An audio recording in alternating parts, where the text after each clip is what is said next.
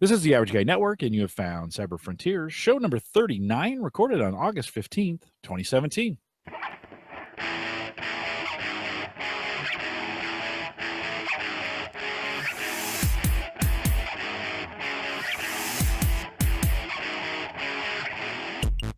Here on Cyber Frontiers, we explore cybersecurity, big data, and the technologies that are shaping the future, all from an academic perspective. I'm your host, Jim Collison, broadcasting live from the AverageGuy.tv studios here in Bellevue, Nebraska. And of course, we post the show, world-class show each week, and mostly world-class because Christian does them, at theaverageguy.tv. If you have questions, comments, or contributions, you can send us an email. If you'd like to contact me, send me an email, jim@theaverageguy.tv. You can track Christian down at christian@theaverageguy.tv. Either one of those work. And we'd love to get your answers, your input, your questions, not answers, but your questions. Send us an email. If you want to track me on Twitter, at J Collison, and of course, Christian is at Borg Whisperer. You're still doing that, Christian?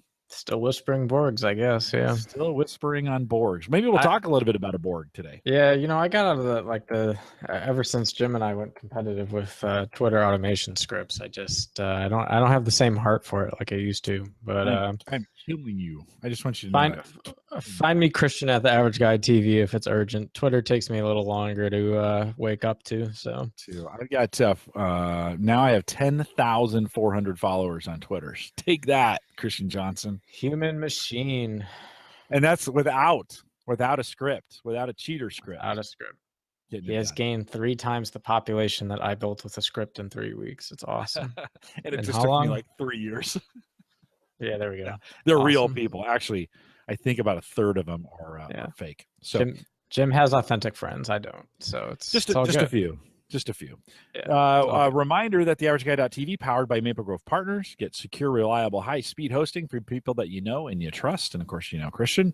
You can get information on plans that start as little as $10 a month, get you in, especially for podcasting and WordPress, maplegrovepartners.com. Well, you've heard from them already. Christian, welcome back. Hey, thanks. Good to be back. And we did honeypots a couple weeks ago. That was a lot of fun. I feel like we could have done more there. Maybe we'll come back and revisit that. Since the time from that last recording, I went out to DEFCON a couple days after we did that show. Really great conference this year. Honestly, it was a step up in terms of content from the last time I went. And I thought that a lot of the presenters had really concrete material this time. I think some of the talks can be not out of scope, but definitely more like hacker, make it, break it. And some of the talks that claim to be technical or deep dive, they sometimes fail to please. But this year was really, I think, pretty on point. There's a lot of great content that came out of it. One of the shows we did a couple weeks ago about server-side request forgeries, that presentation totally lived up to the hype that I made it out to be.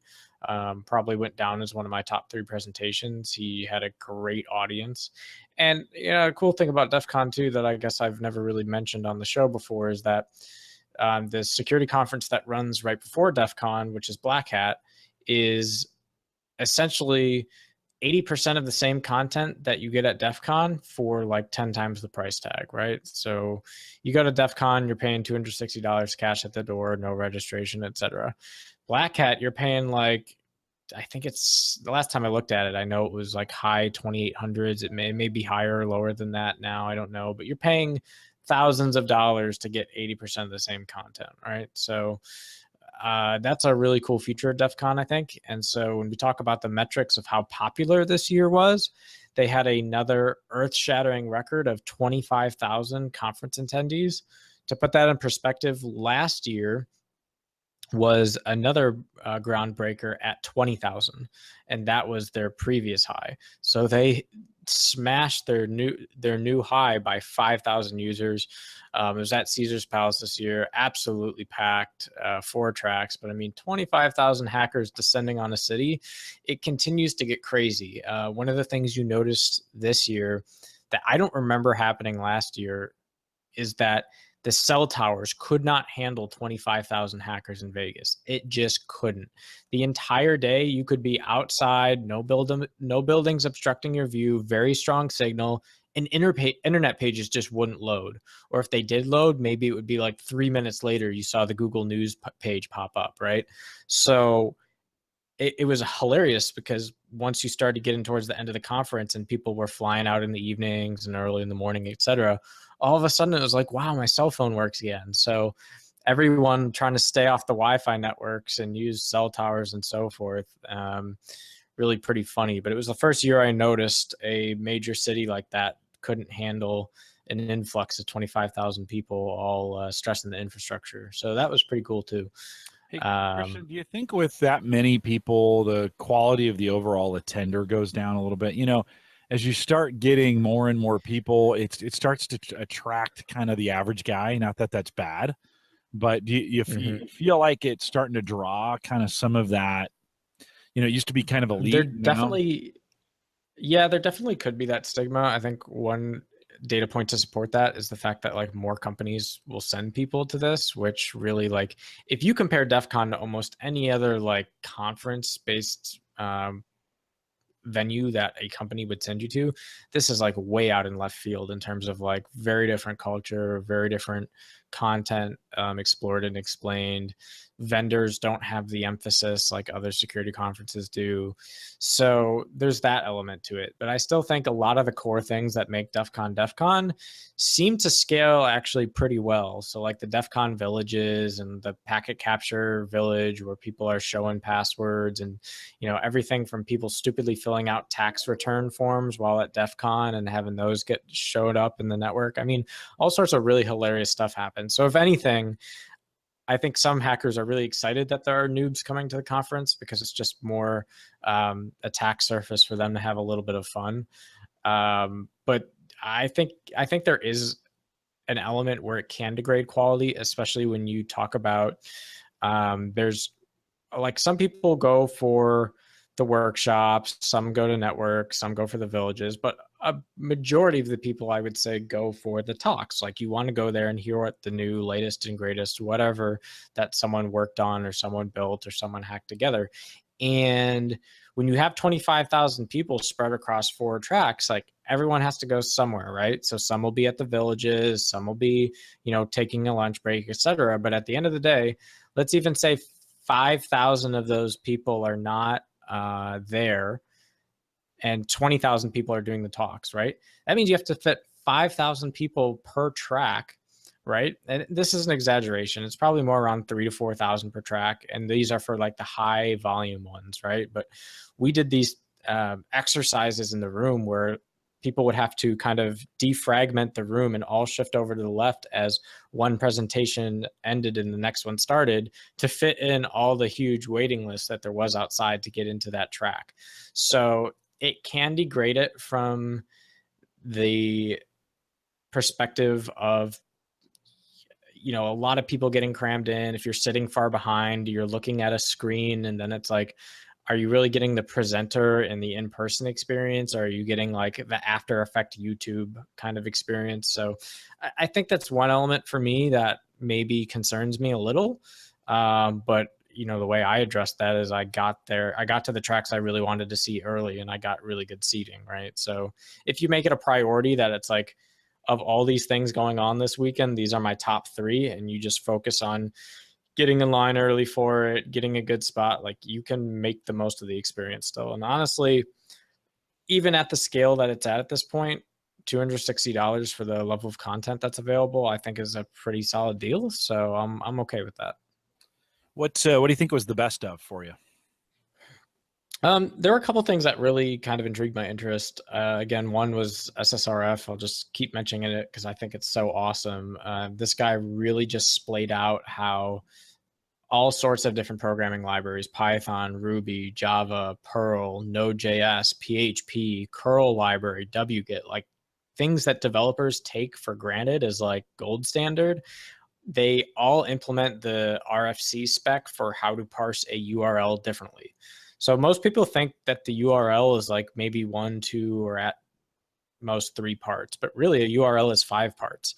And you have your protocol, you have your host, you have your port, you have your path or your context, and you have a I think the last one they call either an anchor or there might be a different word for anchor, but it's essentially when you use the pound sign to be a breadcrumb on the web page, right? But there's 5 actual, oh, I have it right here. It's called a fragment. There we go. So your scheme is like HTTP or HTTPS. The authority is the host and the port name you're connecting to. The path is like the URL that makes up the web page. The query is like any query parameters that are related to the URL. So like and user equals Jim Collison, right? That's, and then the is that done pound after a question mark usually? Yeah, exactly. Yeah, that's where all your get URLs are, and that makes up your query string. And then last is called a fragment, and that's just like where you basically say, I want to jump to a particular part of the page. And sometimes JavaScript uses fragments in a certain way, but essentially like there's 5 parts of this URL, right? And because of the way the RFC is written, each of these programming languages wrote the implementation of those 5 components slightly differently. So the order of operations in which the URL gets processed is different in many of the programming libraries.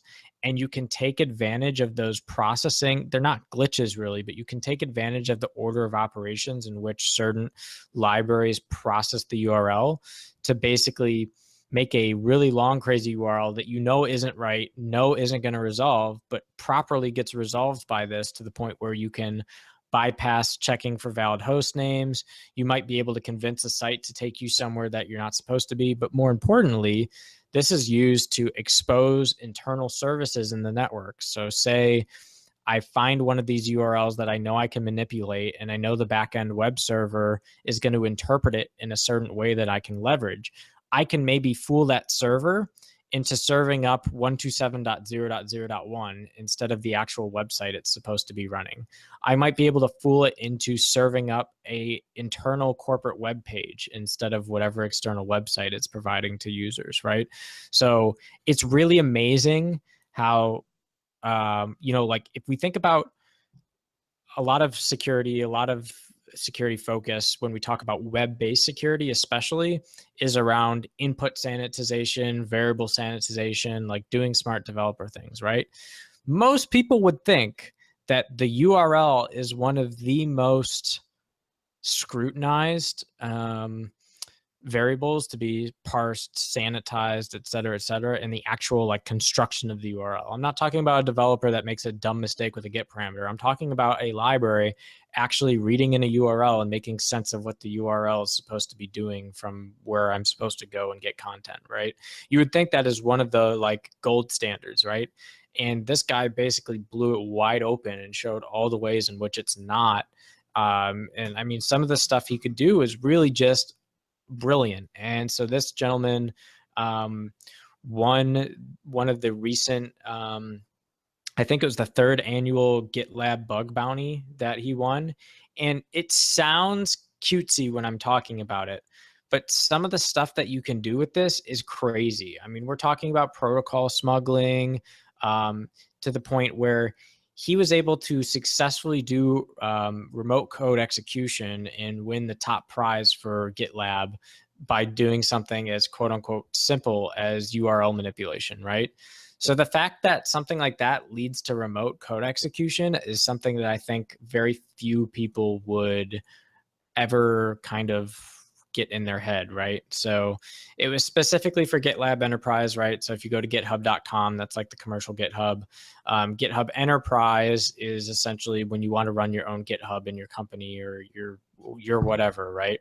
And GitHub Enterprise is written on Ruby on Rails platform. Ruby is one of the languages I told you about that has its own implementation for how to read in those URL parameters. And he basically chained 4 different vulnerabilities together using protocol smuggling and SSRF to get a remote code execution. And that's just like the level of brilliance that takes to hack around that is like truly remarkable. And I think this was probably one of the most enjoyed talks for me, if not for most of the people there. Like really well done.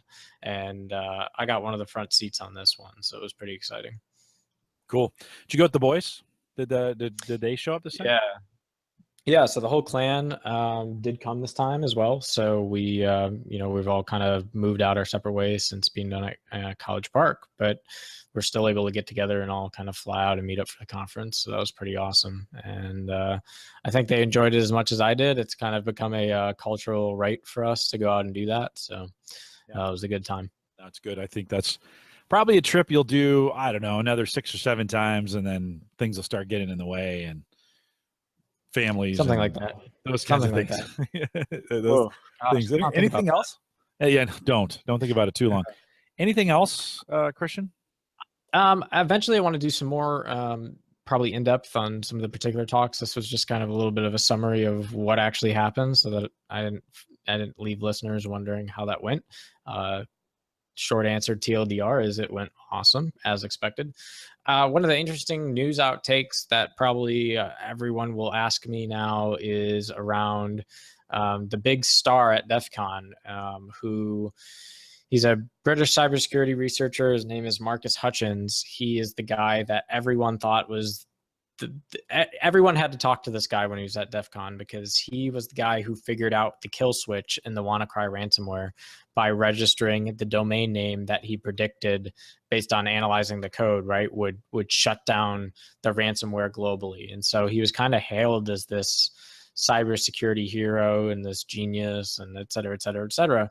He got through the DEF CON conference, and a couple of days later found himself in prison, and there have been formal charges filed that he was the inventor of a pretty nasty malware called Kronos, which exfiltrated banking data, passwords, credentials, etc., back in like 2014, right? So today, or a couple of days ago, he pled not guilty to that. It could very well be that one of the pivotal things about this case very quickly is going to become, did the FBI or did the forensic team that decided this guy was the author, did they get it right or did they get it wrong? Like, usually these guys don't get it wrong, right? But Marcus apparently has set up black holes and all sorts of other things throughout the internet to study this malware very intimately and study other types of malware. I mean, he's a security researcher, right? So these would be the things we would expect really like hardcore security researchers to be doing, especially if they're a guy that stopped ransomware, right? And essentially, the open question is, if someone is doing that much to analyze it, can they forensically look like they're the author, right? So I think that's going to be a pivotal thing in this case. I don't think there's enough data out there right now to know one way or another who's right. Like I said previously, usually when the cyber team at FBI or federal government investigation comes in to pick someone up for this, they very rarely get it wrong. But if I had to say a Hail Mary pass for someone they might have gotten it wrong on, this person could potentially be it, right? Like, this guy's all over the security community, clearly has a lot of chops in what he's doing. It's very well possible it could be perceived that he was involved when he wasn't. But at the end of the day, whatever comes forth in the court proceedings, I think will be really interesting to see how the decision was arrived at and how solid the evidence is against or not against him. I know this is going to sound a little hokey, but could it be a jealous rival who, is trying to discredit? And, that does happen. Where people... I mean, yeah, but it's like, I don't know. When you get people at this level dealing with security stuff, trying to misattribute who's responsible is a pretty in-depth operation. I wouldn't. You see a guy like this, and it's hard to believe he gets busted. He's got a cute face, like right? Like, that's the thing. He's got a really cute face. So either like he's a really nice guy who just got in the wrong line of fire, or he's like one of those people that looks great on the surface and then underneath is stealing your bank account money, right? So we just don't know. Yeah. Well, it just, it was a shock to a lot of people. We had Veronica Belmont on Home Gadget Geeks, and she had interviewed him right after this on her show IRL, in real life. And she's got him, she like got the scoop on him, was interviewing him, and then next week he was busted. So she had to kind of come on the show this week and say, well, you're innocent until proven guilty, but this is what happened after the interview we did. So, you kind of wonder, sometimes I kind of wonder if it was a setup of some kind where somebody had something against him. I also think you can't live in that world without burning somebody. And so, think about what he did to shut that thing off. And then maybe somebody comes, somebody makes a call and all of a sudden it shows up with his signature in it, or whatever. Yeah. But I mean, the fact that this happened the malware was Right. launched 3 years ago, and only now we're getting around to making forensic accusations one way or another. Like, that's crazy to me. That's my Like, point, I'm though. sorry, but It doesn't smell right. It doesn't smell right. But I don't know. Some of these things also can take like a substantially long time to build a picture. Like, it might not, the data or the footprint to follow might not be immediately available, right? So hard to say, right? Yeah. Well, interesting timing. Very interesting. But again, if this is someone you're going to pick up who's overseas and he comes to the United States and you're basically waiting for an opportunity so that you don't have to do a extradition request or however that's handled, right? Like, there could have been that element too, right? But yeah, no idea, honestly. And also, I'm not sure if the indictment specified whether or not they were saying he committed the crimes when he was in the US or if he committed the crimes abroad. So another data point I'm a bit fuzzy on, right? Well, how long do you think this will play out in court? I mean, you're not a legal expert, and we're not asking you to be one, but what do you think? If you were to guess, is this going to be years before we really see anything on this? Years I don't know about. I know that the initial case details were being deliberated in Wisconsin. I also know he was granted bail pretty quickly and is essentially on bail. He has to wear a GPS monitor, but other than that, he's been given permission to stay in Los Angeles near his legal team. And he can travel anywhere in the US. He just can't leave the country. He was then re-given access to use the internet. So like, he's pretty much, they've evaluated him clearly as not being much of a flight risk. It's clear that there's a legal team in place here. I think at the very minimum, we're talking 6 months before we start to see anything presented in a court, and potentially up to a minimum of a year to resolve this case, 1 year or another, because I think the evidence they're going to have to present to illustrate 1 count of conspiracy to commit computer fraud and abuse, 3 counts of distributing and advertising an electronic communication interception device, and 1 count of endeavoring to intercept electronic communications, and 1 count of attempting to access a computer without authorization. Like, that's 6 charges that you have to lay out to an audience that may not be technical at all, right? Like, if they have to pick the jury, I don't know if the jury selection is going to be, let's find people that we agree on who have IT experience to look at this, or if it's going to be like you have to boil it down to the least common denominator so that the average Joe can look at this case without a computer forensic background and be able to make heads or tails of it, right? And based on how that jury is selected could very well determine aspects of the outcome of this case as well. Yeah, the part that really sucks is he can't have a computer that's connected to the internet. Well, I guess he couldn't, but I think now he can, or something like that. Right. Initially, he was banned, but because he basically said, "Hello, this is my work, this is my life, innocent until proven guilty," they decided to let him use the internet. So, I guess an earlier judge had barred him from using any device with access to the internet, but the later judge was overturned that. So. Yeah. Well, I can imagine it could be months before we see anything trial wise, and that could go on for a while. He's stuck here in the United States. That'd suck a lot. So it'll be interesting to follow. That'll be something to kind of see. This may be one of those really, really interesting, very first high profile cybersecurity cases that we just don't hear about many of them. I don't know. Can you think of any? I can't really name any that would be. I'm sure there's some small ones, but I can't name any that's high profile. Do you think this fits into the category of high profile? I would say high profile only because the security community is so like blatantly aware of this, and it seems to have leaked into like non-security conscious communities in terms of what's going on here.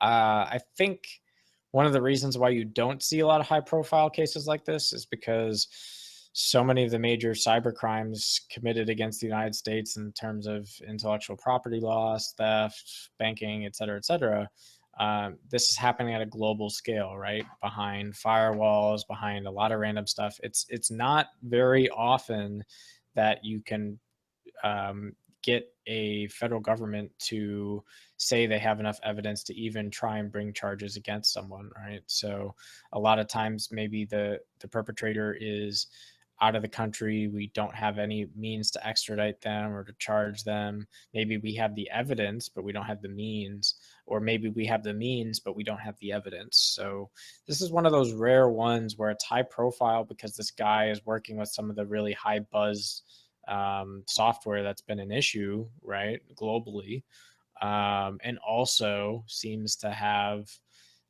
enough of a backing in terms of initial discovery to go forth with a case, which I think is not too common, to be quite honest. Yeah, well, and that's it. I mean, ransomware has shown up in the consciousness of at least Americans, and we're all, I think maybe 2 years ago, no one even knew what it was, and I think today everybody's pretty familiar with it. So it's this converging of all these different things in a perfect storm. And how ironic that it happens at DEFCON. Yeah. And, God, a good movie could be made out of this. It's pretty funny. Yeah. Yeah. Not funny for him. Right. Absolutely. But That's I mean, for sure. But I guess ironic is the word I'm looking for. Yeah. No, that's a good term. Well, it'll be months. I think this will be one of those kinds of things that disappears for a while and then shows back up as it goes to trial, or at some point, like, it could still get thrown out if they can't get enough evidence, or if it doesn't look like they can prosecute. Although they probably wouldn't have made an arrest if they didn't think they could prosecute. So we probably will see something. Yeah. No, they got something. So we'll have to get our legal correspondent Mike Uyghur on the prowl. Indeed. Legal wizard and Bitcoin miner. Bring in Uyghur. We've had a lot of problems with that. What else, Christian? What else you want to talk about? Yeah, so one of the other offshoots from DEF CON that always continues to fascinate me is Internet of Things device security, and how we talked so much about how insecure these things are. And one of the talks talked about, like, they took device after device after device, like things you and I are buying off the shelf all the time.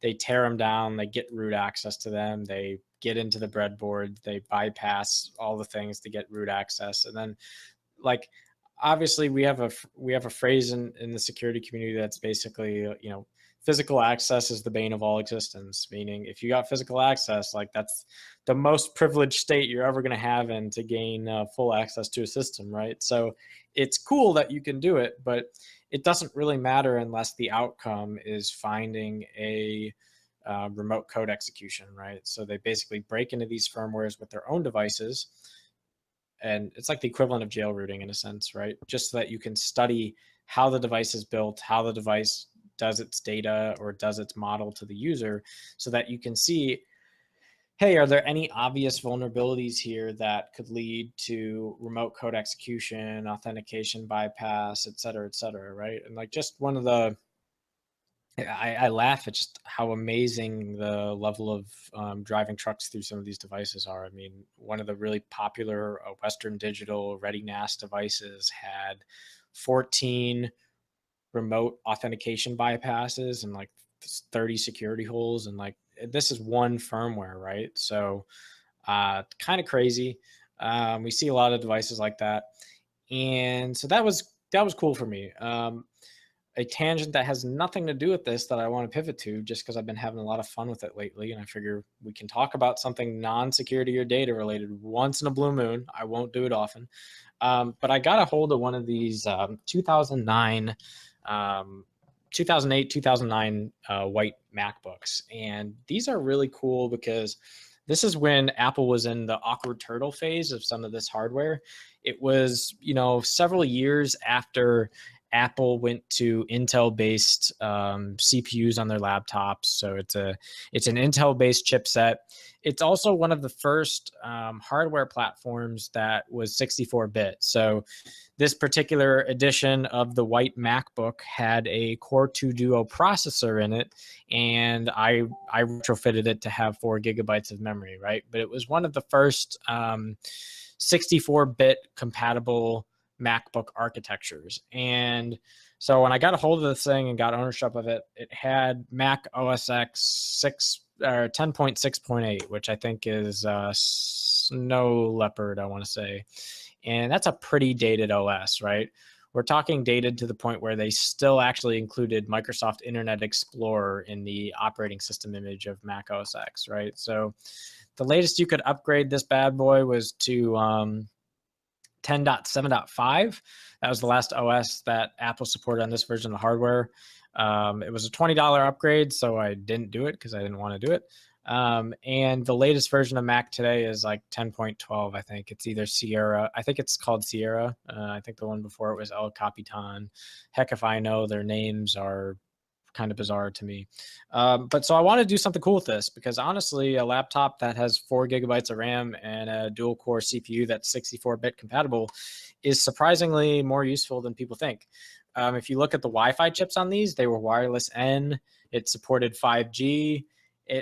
MacBook that actually has an audio jack in it, what a thought, seeming as how their iPhones don't anymore, has a LAN interface, has a FireWire. This was before the era of Thunderbolt, so even more retro from that perspective. But otherwise, full DVD player, pretty modern laptop, kind of like the latest tech you would see before DDR3 eras of laptop. So I wanted to do something cool because I figured, why not breathe a little bit of life back into this thing? It had pretty good battery. And it could be a great thing to, have a terminal shell up, have a web browser up, do some email, whatever. So what I wanted to do is install the latest version of Ubuntu on it. And Ubuntu keeps their stuff all up to date. It would put a modern operating system on this. It would be secure. I could, install and use whatever utilities I want.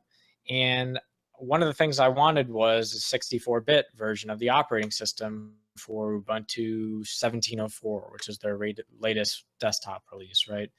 And it was really challenging to get that on here. And one of the things, okay, number one, anything that's a Mac is a little bit convoluted to try and make not a Mac. I think that's one of the hallmark characteristics of Steve Jobs. So Steve Jobs was rolling in his grave while I was doing this project, and Linus Torvalds was jumping up and down with joy. Yet another Mac converted to the mother operating system. But interestingly enough, this firmware, so the Mac boot firmware is like very unique, right? It's not the traditional BIOS that you see on a Windows desktop. It's actually, Mac is one of the longest running devices that used EFI long before Windows got into UEFI and secure boot and all that good stuff. So Mac has their own EFI on here, and essentially it is very, very hard to boot anything with a USB stick that is not formatted as EFI, is not formatted as a Mac HFS partition, et cetera, et cetera. Even after I got past doing all of those things, nothing booted, nothing detected, et cetera. So one of the first things I did was I burned a new EFI firmware on here called Refit, Re-EFI-T. And that basically was like a little bit more sophisticated EFI. It extended it so that you could try and boot other types of devices.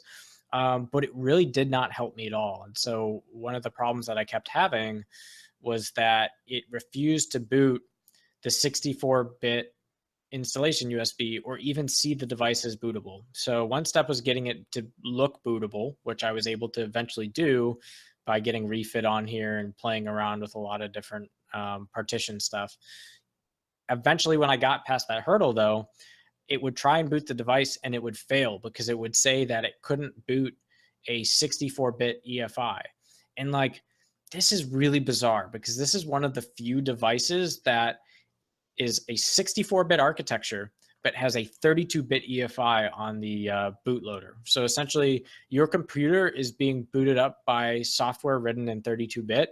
And so it can only understand 32-bit based EFI pass-offs.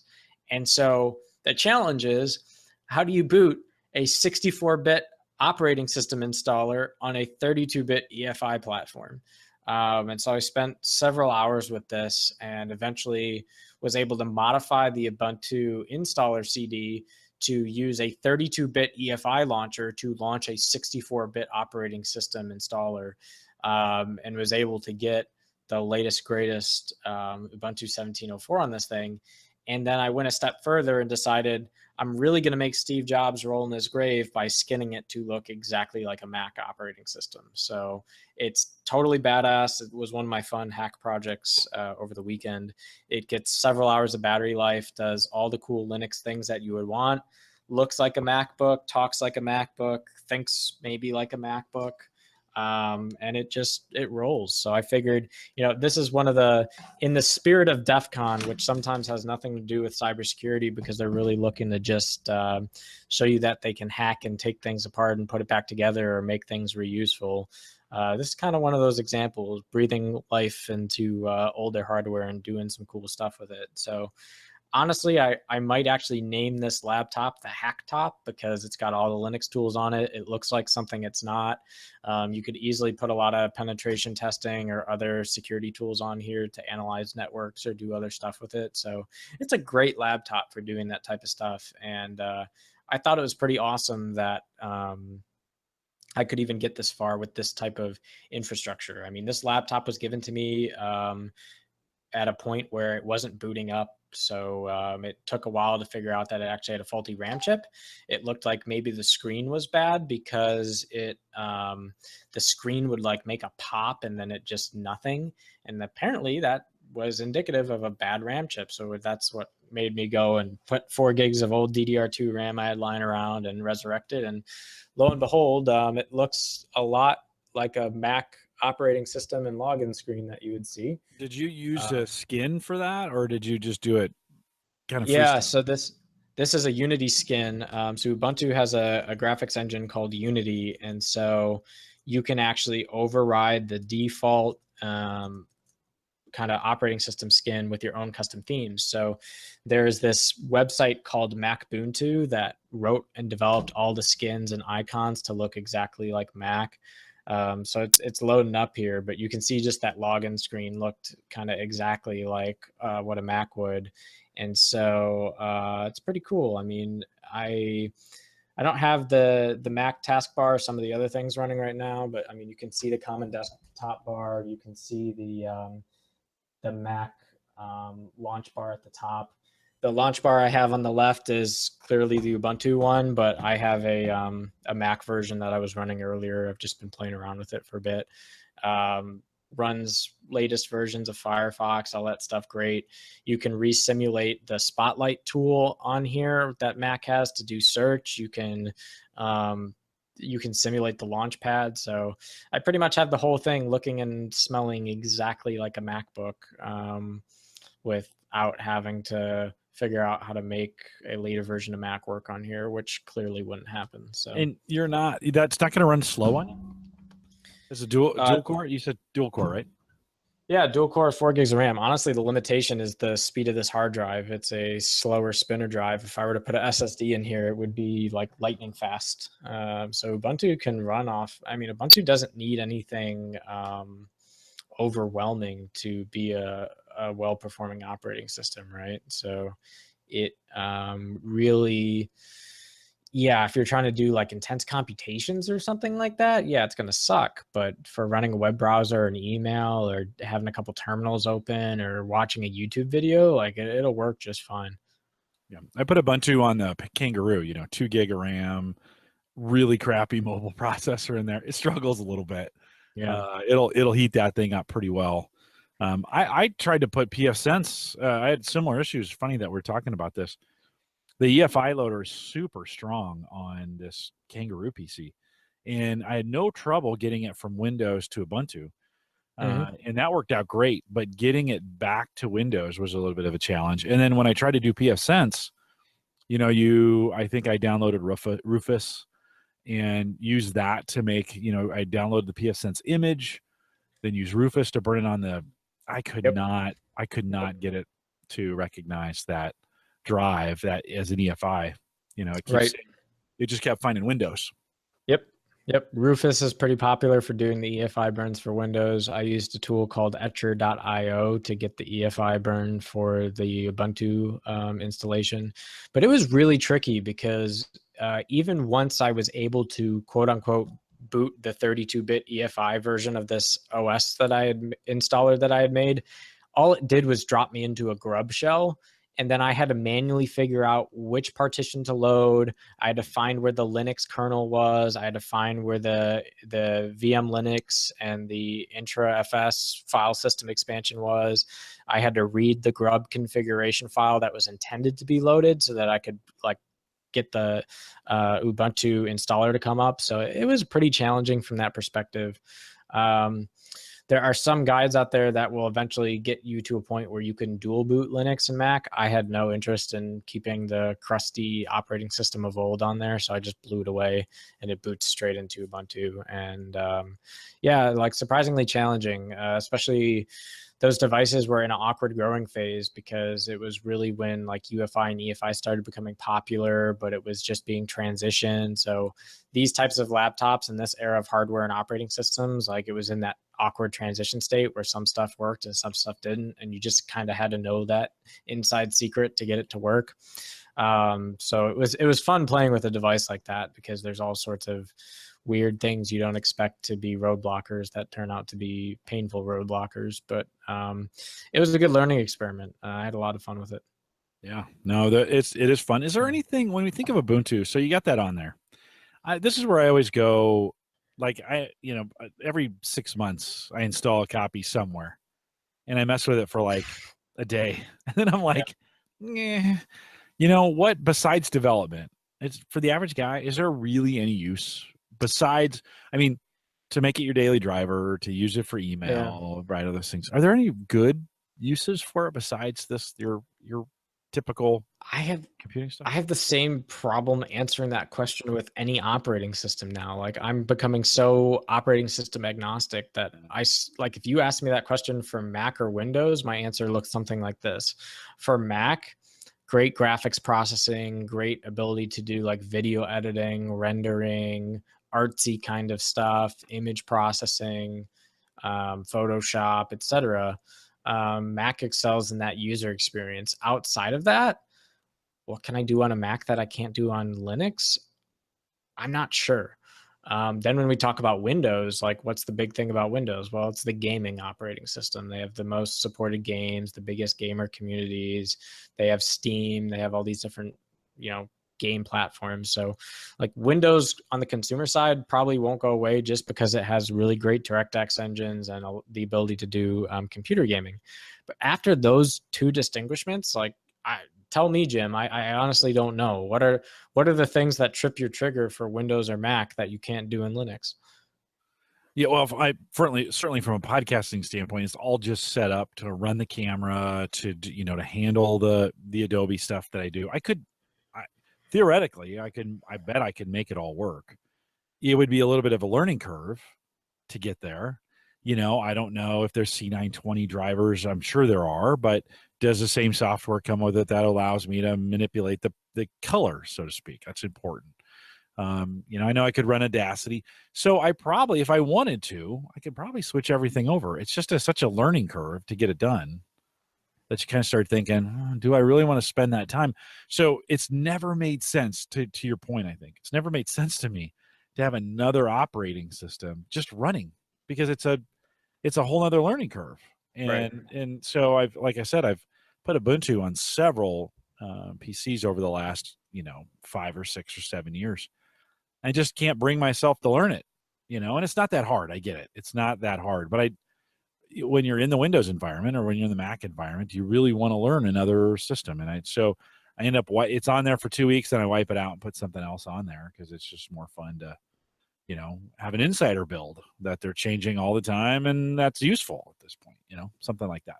Yeah, no, right on. And I think it's for me, I almost see the operating system like the tool at this point. So what's the right tool for the right job, right? So in some cases, Linux like easier to develop certain things on, right? So for me as as a software engineer, I need to have that type of operating system flexibility, I think, at this point, in the work that I do.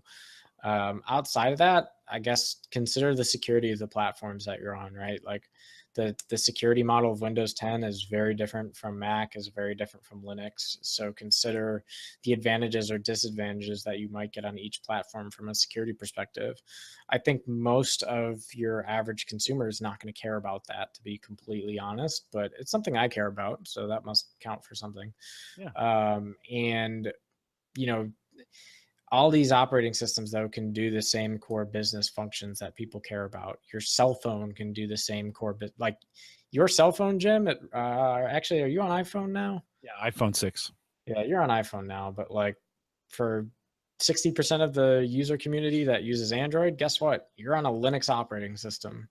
I like don't know how else to break it to you, but you're using Linux every day and you don't realize it, right? So I think when you put it in that perspective, like, holy cow, my smartphone is a Linux operating system, you can see how it can be made to be really, really user friendly, right? So from that perspective, I think the arguments from 5 to 10 years ago about user friendliness and usability, I think are pretty much vanquished at this point, in my view.